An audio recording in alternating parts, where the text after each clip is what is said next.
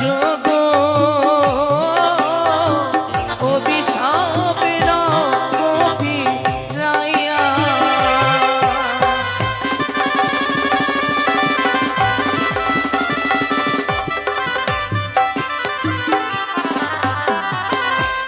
অনিরুদ্ধ, ধনুষ থেকে বাণ যদি একবার নিক্ষেপ হয়ে যায়, সেই বাণীকে যেমন ফিরানো যায় না, আজ তোমাকে আমি করেছি অভিশাপ, অভিশাপও ফিরিয়ে নেওয়া যায় না। তোমাকে যেতে হবে ওই মর্তলোকে, মর্তলোকে তোমায় জাত সমস্বরের যেতেই হবে। দাদা গো, তবে বিলম্ব কেন? সেই অনিরুদ্ধকে আমার হস্তে তুলে দাও। অনিরুদ্ধকে আমি নিয়ে যাবো সেই মর্তধামে। আপনি কি বলছেন আপনি মনসা? হ্যাঁ উষা, সত্যই যা তুমি শ্রবণ করলে। দাদা দেবরাজ যে অভিশাপ করেছে অনিরুদ্ধকে একমাত্র আমার জন্য, আমার চক্রান্তের জন্য। আমি যে নিয়ে যেতে চাই সেই অনিরুদ্ধকে ওই মর্তধামে। মনসা, তাহলে আপনি আপনার ষড়যন্ত্রের শিকার হয়েছে অনিরুদ্ধ। হ্যাঁ উষা। এমন সর্বনাশ আপনি কেন করলেন? কেন করলেন মনসা? উষা, আপনার তো কোনো ক্ষতি করেননি অনিরুদ্ধ, তাহলে আপনি এমন সর্বনাশ কেন করলেন? কি চাইছেন আপনি?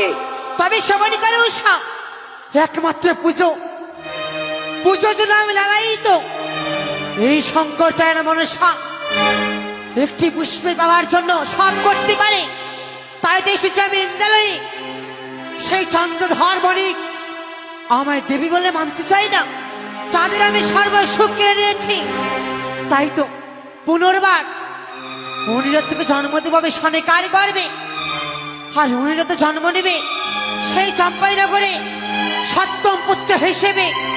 চন্দ্রধর বণিক এই বৃদ্ধ বয়সে তার পুত্র হারাবার ভয়ে মা মা বলে দেবে মোরাঙ্গা চরণে এক মুষ্ট পুষ্প তুলে উষা। বাহ বাহ মনসা, বাহ!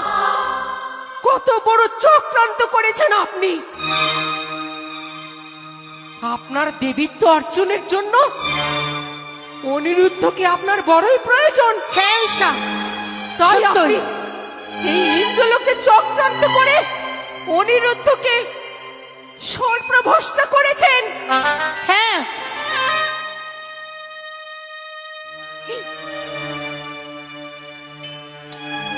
আমি যতদূর পর্যন্ত জানি চন্দ্রধর বণিকের এক এক করে ৬টি পুত্রকে কেড়ে নিয়েছেন। সত্যি বলেছ উষা। তবু চন্দ্রধর বণিক আপনার সামনে নত স্বীকার করেননি। না, সর্বস্ব কেড়ে নিয়েছেন।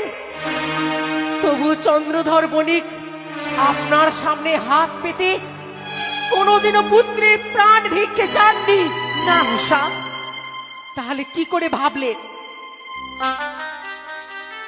যে অনিরুদ্ধ চাঁদের ঘরে পুত্র হিসেবে জন্মালে চন্দ্রধর বণিক পুত্র হারাবার ভয়ে আপনার সামনে নত স্বীকার করবে, পুত্রের প্রাণ ভিক্ষে চাইবে? চাইবে উষা, চাইবে। আপনাকে দেবী বলে সম্মান করবে? দেবে। ভুল আপনার চেষ্টা। আমার চেষ্টা ভুল। আপনার ষড়যন্ত্র, আপনার চক্রান্ত সবকিছু নিষ্ফল হয়ে যাবে। না, কারণ চন্দ্রধর বণিক বড়ই জেদি।